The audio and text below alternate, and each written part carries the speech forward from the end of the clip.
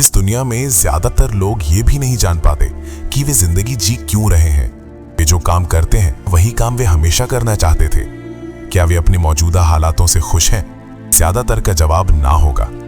ऐसा इसलिए है क्योंकि आज वे जहां भी हैं अपने मन से नहीं हैं, बल्कि हालातों की धारा में बहते हुए यहां तक पहुंचे हैं। ऐसा तभी होता है जब आप अपने आप को आजाद छोड़ देते हो। जैसे एक लकड़ी का टुकड़ा नदी में बहते बहते कहीं पहुंच जाता है जहां नदी उसे पहुंचा सकती है। आपको लकड़ी का टुकड़ा नहीं, लकड़ी से बनी नौका बनना है, जो कभी तो नदी के साथ रहेगी, कभी उसके विपरीत, लेकिन अपनी मर्जी से।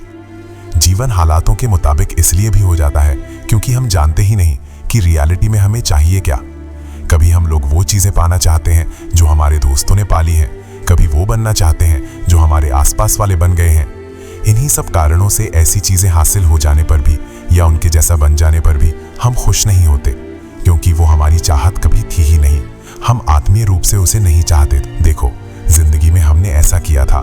मोस्ट लोगों को अपने जीवन के लास्ट स्टेज में जाकर समझ आता है कि उन्हें क्या बनना चाहिए था या क्या करना चाहिए था, क्योंकि खुद के साथ बैठने का और खुद के साथ वक्त बिताने का समय ही उन्हें अब जाकर मिला है, जब बहुत देर हो चुकी है। हम में से कितने लोग हैं जो अपने दोस्तों के लिए समय निकालते हैं, अपने घर वालों, अपने रिश्तेदारों और अपने आसपास वालों से भी समय समय पर मिलते रहते हैं। पर क्या आपने कभी खुद के साथ समय बिताया है? आपको लग रहा होगा कि ये कैसा अजीब सा प्रश्न है। खुद अपने साथ हमेशा ही होते हैं, परंतु आपको सोचकर थोड़ी हैरानी होगी कि कुछ लोगों ने तो अपने पूरे जीवन काल में 1 घंटा भी खुद को ठीक से नहीं दिया है।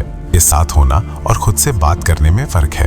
क्या कभी आपने खुद से पूछा है कि मुझे पसंद क्या है, क्या नहीं पसंद है? मेरा दुखों से कुछ वास्ता है? मेरा असल में जिंदगी से क्या चाहना है? मुझे कौन सी चीज पसंद और कौन सी नापसंद है? मैं जिंदगी से जो चाहता हूँ उसके लिए क्या क्या सैक्रिफाइस कर सकता हूँ? कौन कौन से लोग मेरे साथ हमेशा जुड़े रहना चाहते हैं? कौन से लोगों से आप रिलेशनशिप नहीं रखना चाहते हैं? आपके मरने के बाद लोग आपको किस तरह के इंसान के रूप में याद करेंगे? कुछ लोगों को अपनी जिंदगी में सफल ना हो पाने का दुख होता है, किंतु सोचिए उन लोगों का क्या जिन्हें पता ही ना हो वो इस जीवन से आखिर चाहते क्या है। ऐसे लोगों की हालात और भी नाजुक होती है। ऐसा इसलिए होता है क्योंकि उन्होंने खुद को समझने पर कभी टाइम स्पेंड ही नहीं किया। जैसे एक डॉक्टर तक मरीज का मर्ज ना समझे उसे सही दवाई नहीं दे सकता है, उसी तरह से जब तक हम खुद को पहचानेंगे नहीं तब तक हम ये जान ही नहीं पाएंगे कि हम रियलिटी में चाहते क्या है। हमें भी अपनी आत्मा का डॉक्टर बनना होगा। जैसे एक डॉक्टर मरीज की जांच करके ये पता लगाता है कि आखिर मर्ज क्या है, बिल्कुल उसी तरीके से हमें भी अपनी आदतों, स्वभाव और बिहेवियर आदि की जांच करके ये पता लगाना होगा कि कौन सी कमजोरियों को सुधार कर और कौन सी नई आदतें एडवांस करके जीवन के सच्चे गोल को प्राप्त किया जाए। आइए समझते हैं कि खुद की पहचान कैसे करें। खुद की पहचान करने के लिए एकांत स्थान पर बैठें और खुद से प्रश्न करें और पूरी ईमानदारी के साथ इन जवाबों को किसी कॉपी में लिख लें। और हाँ, ध्यान दें कि इन सवालों के जवाब आपने जल्दबाजी में ना लिखे हों। इनके जवाबों को सोचने के लिए आप मन मुताबिक समय ले रखें। आप अपनी ही जिंदगी का अध्ययन कर रहे हैं और इसलिए किसी भी तरह की लापरवाही आप ही को नुकसान पहुंचा सकती है। इसलिए पूरी ईमानदारी बरतें। सवाल जो आपको खुद से पूछने हैं: 1. मेरे जीवन का गोल क्या है? क्या मैं अपने अब तक के जीवन से सैटिस्फाइड हूँ? 3. से मैं अब तक जीता आ रहा हूँ, अगर आगे भी इसी तरह जीता रहा तो क्या मैं अपने गोल तक पहुंच सकता हूँ? 4. अब तक किए गए मेरे सभी डिसीजन सही थे? अगर वे गलत थे तो मैंने गलत चुनाव क्यों किया? गोल तक पहुंचने के लिए मुझे किस तरह के चेंजेस की जरूरत है? आने वाले समय में मैं अपने डिसीजन को सही कैसे कर सकता? अब हम सिलसिलेवार ढंग से सभी प्रश्नों को समझने की कोशिश करते हैं। पहला प्रश्न, जीवन गोल के बाद। गोल बहुत बड़ा और भारी शब्द है। इस दुनिया में बहुत से लोग बिना गोल के ही जीवन जी। एक बार मैं और मेरी टीम एक कॉलेज में सेमिनार दे रही थी और मैंने स्टूडेंट से एक सवाल किया कि आप में से कितने लोग हैं जिन्होंने अपने गोल तय कर। 60 बच्चों के उस दल में 3-4 बच्चे ही ऐसे मिले जिन्होंने अपने गोल तय कर रखे थे और उनमें से भी सिर्फ एक बच्चा ऐसा था जिसने अपने गोल को क्लियर रूप से लिख रखा था। तकरीबन यही रेशियो इस पूरी दुनिया में भी है। ज्यादातर लोग तो बेमकसद जीवन ही जी रहे हैं। शायद आप भी उनमें से एक हो सकते हैं। इसके बारे में विस्तार से हम अगले अध्याय में समझेंगे, परंतु इतना मैं बताना चाहता हूँ कि बेमकसद जीवन कुछ उसी तरह से है जैसे आप एक बिना ड्राइवर की बस में बैठे हुए हैं और बस ऑटो मोड पर चल रही है। वो आपको कहीं भी ले जा सकती है, इस जगह भी पहुंच सकते हो जहां आप जाना नहीं चाहते हो, और यही नहीं, आप किसी दुर्घटना के शिकार भी हो सकते हो। आप अपने जीवन को एक डिजास्टर बनाना चाहेंगे। दूसरा प्रश्न है कि क्या आप अपने अभी तक की जीवन से सैटिस्फाइड हैं? अगर आपका जवाब ना है तो सोच लो, ये जीवन तो खुद आपका था और आप खुद ही आपके सबसे बड़े वेल विशर हैं। तो फिर क्यों आप सैटिस्फाइड नहीं हैं अपने वर्तमान जीवन से? ऐसा पॉसिबली इसलिए है क्योंकि आप आज उस जगह पर हैं जहां आप नहीं होना चाहते थे। लेकिन एक चीज अभी भी आपके हाथ में है और वो है कि कल आप सेटिस्फाइड हो सकते हैं। आपका प्रेजेंट आपके पास्ट का रिफ्लेक्शन होता है, किंतु आप आज अपने प्रेजेंट का यूज करके अपने फ्यूचर को सेफ बना सकते हैं और वहां पहुंच सकते हैं जहां आप पहुंचना चाहते हैं।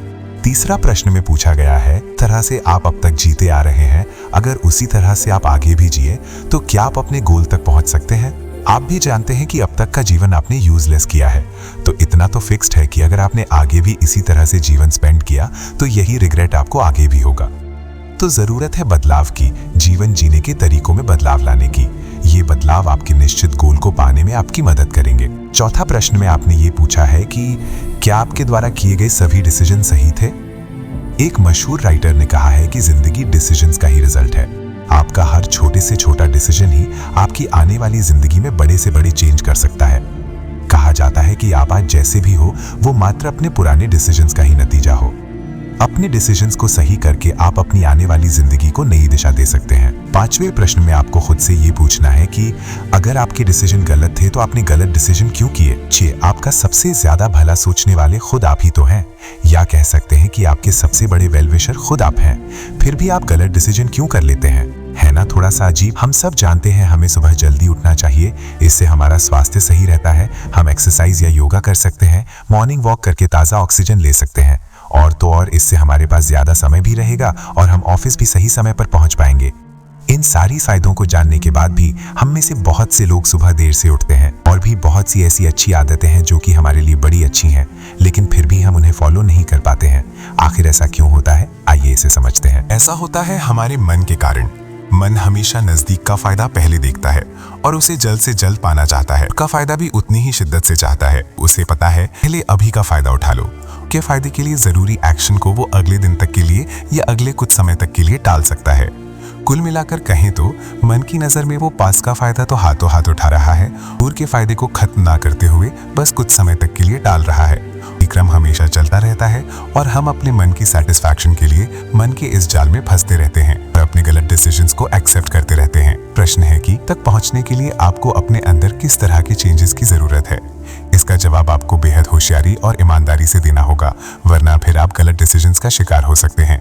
इसके लिए सिर्फ इतना कीजिए कि कुछ समय के लिए ऐसा मान लीजिए जैसे ये बदलाव या डिसीजन आप अपने लिए नहीं बल्कि आपके मोस्ट फेवरेट, शायद आपके छोटे भाई या कोई प्रिय मित्र के लिए कर रहे हैं। पर आपके लिए डिसीजंस को सही रखना आसान हो जाएगा।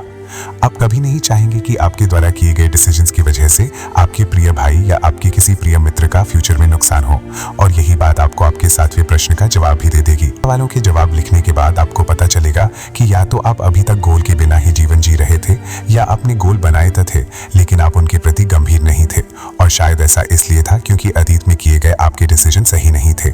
शायद जहां आपको कड़ी मेहनत का डिसीजन करना था वहां आपने आलस और एंटरटेनमेंट को प्रायोरिटी दी। इस दुनिया के हर इंसान को भगवान ने कुछ ना कुछ स्पेशल देकर भेजा है। हर इंसान में कुछ तो ऐसा होता है जो और किसी में नहीं मिलता। इस बात को आप लोग कुछ ऐसे समझ सकते हैं, आप लोग अपने आसपास के 5 लोगों की लिस्ट बनाइए जिन्हें आप काफी करीब से जानते हैं, और उनकी उस स्पेशलिटी के बारे में सोचना शुरू कीजिए जो आपके ख्याल से किसी दूसरे से उन्हें अलग बनाती है। तो आप पाएंगे कि सच में ऐसा कुछ ना कुछ तो हर इंसान में है जो स्पेशल तौर पर सिर्फ उसी में है। बस इसी स्पेशल बात की हमें अपने आप में भी पहचान करनी होगी। अब बात करते हैं कि इससे होगा क्या। ये स्पेशलिटी आपको आपके जीवन गोल का सही चुनाव करने में मदद करेंगी। इन फीचर्स के साथ आपके लिए अपने गोल्स को पाने का कठिनतम रास्ता भी आसान हो जाएगा, क्योंकि आपने अपने लिए वही डिसीजन किया होगा जिसके लिए आप स्पेशल तौर पर बने हैं। इससे आपकी मंजिल भी आसान हो जाएगी और मंजिल तक पहुंचने के बाद मिली खुशी भी आपकी अपनी होगी, उतनी ही सच्ची भी। इस चीज को हम इस उदाहरण से समझ सकते हैं। उन्हें सचिन तेंदुलकर और विश्वनाथन आनंद के बारे में तो सुना ही होगा। दोनों ही अपने अपने खेल के महानतम खिलाड़ियों में गिने जाते हैं। सोचो क्या होगा अगर इन दोनों खिलाड़ियों के खेलों को एक दूसरे से बदल दिया जाए। अगर सचिन तेंदुलकर को शतरंज खेलने को कहा जाए और विश्वनाथन आनंद को क्रिकेट खेलने को कहा जाए तो क्या होगा? सचिन तेंदुलकर शतरंज में बहुत मेहनत करेंगे, कोच भी रखेंगे, सालों तक प्रैक्टिस भी करेंगे, लेकिन विश्व चैंपियन बनना उनके लिए लगभग नामुमकिन होगा।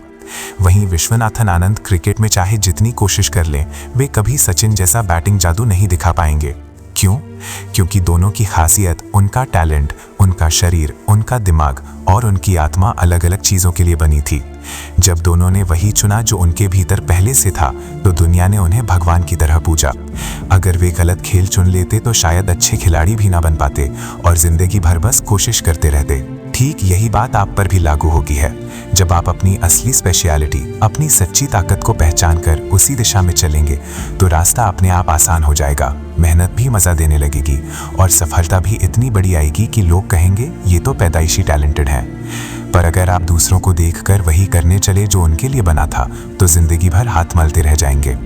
इसलिए सबसे जरूरी सवाल यही है, मैं किस खेल के लिए पैदा हुआ हूँ? जवाब ढूंढ लो, वही तुम्हारा असली गोल है। और जब तुम उस खेल को खेलोगे जो तुम्हारे लिए बना था, तो दुनिया तुम्हें भी सचिन और आनंद की तरह याद रखेगी। अगर जीवन लक्ष्य व्यक्ति की नेचुरल टैलेंट के अकॉर्डिंग हो, तो गोल हासिल करने का कठिन से कठिन मार्ग भी इजी लगने लगता है। अब प्रश्न ये उठता है कि व्यक्ति अपने कुछ स्पेशल टैलेंट का पता आखिर लगाए कैसे? इसके लिए आपको अपने आप से ये 2 प्रश्न और करने होंगे। कौन सा कार्य करने में आपको मेहनत नहीं करनी पड़ती, अपितु आपको आनंद प्राप्त होता है और आप उस काम को कितनी भी देर तक कर सकते हैं? उस कार्य के लिए क्या दुनिया आपकी वर्क एफिशिएंसी का लोहा मानती है? तो फर्स्ट ऑफ ऑल उस कार्य का पता लगाइए जो बाकी लोगों के लिए तो कठिन है, किंतु आप खेल खेल में ही उसे बड़े आराम से पूरा कर लेते हैं। इससे आपको अनुभव होगा कि इस काम के लिए जरूरी स्किल या तो आप में शुरू से ही थी या अनजाने में एक्सट्रीम एफर्ट से आपने प्राप्त कर ली है। अब इसे वेरीफाइड करने के लिए अपने वेल विशर्स और विरोधियों से भी इस बारे में डिस्कशन करें कि उन्हें आप इस कार्य में सही में स्किल्ड लगते हैं या नहीं, और अगर लगते हैं तो क्यों। उनके दिए हुए कारणों से आपके सेल्फ कॉन्फिडेंस को बल मिलेगा और आपको समझ आ जाएगा कि आप सही में इस कार्य के लिए दूसरों से कुछ अधिक स्किल्ड हैं।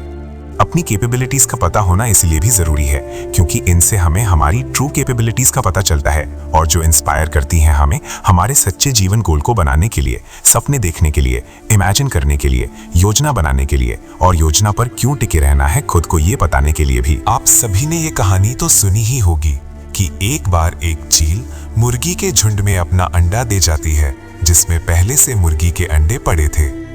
कुछ समय बाद सभी अंडों में से बच्चे बाहर निकलते हैं। सभी बच्चों में से एक चील का बच्चा होता है, परंतु उस चील के बच्चे को अपनी नेचुरल टैलेंट का कभी पता ही नहीं चल पाता।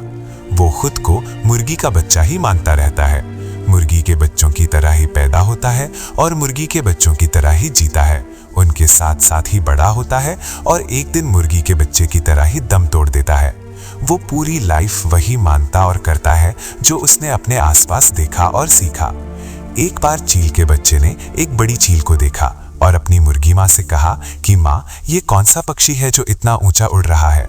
तो मुर्गी ने कहा कि बेटा, ये चील है, ये स्पेशल है, किंतु तुम मुर्गी हो इसलिए तुम इतना ऊंचा नहीं उड़ सकते, तो इस बारे में कभी सोचना भी मत, ये तुम नहीं कर सकते। और चील का बच्चा इस बात को सच मानकर पूरी जिंदगी मुर्गी की तरह जिया और मुर्गी की तरह मर गया। सोचो दोस्तों, वो चील का बच्चा था, आसमान में उड़ने के लिए ही तो नहीं। सोचो दोस्तों, वो चील का बच्चा था, आसमान में उड़ने के लिए ही तो नेचर ने उसे बनाया था। किंतु नेचुरल टैलेंट के होते हुए भी सिर्फ अपनी असली टैलेंट का पता न होने की वजह से उसने अपना पूरा जीवन यूजलेस कर दिया। ना ही वो चील की तरह जी सका और ना ही अच्छी मुर्गी बन सका। अपनी स्किल और क्षमताओं से परिचित होकर आप न सिर्फ अपने जीवन का अपितु अपने समाज का भी कल्याण कर सकते हैं। तो किसी भी तरह की गोल निर्धारण से पूर्व ये पता करना आवश्यक है कि आपके कौन से गुण आपके और समाज के लिए लाभकारी हो सकते हैं। तो फिर ढूंढिए अपने अंदर उन नेचुरल टैलेंट को जिसके कारण आप स्पेशल हो और दो अपने जीवन को एक नई दिशा। ये नेचुरल टैलेंट ही आपकी सच्ची पहचान है।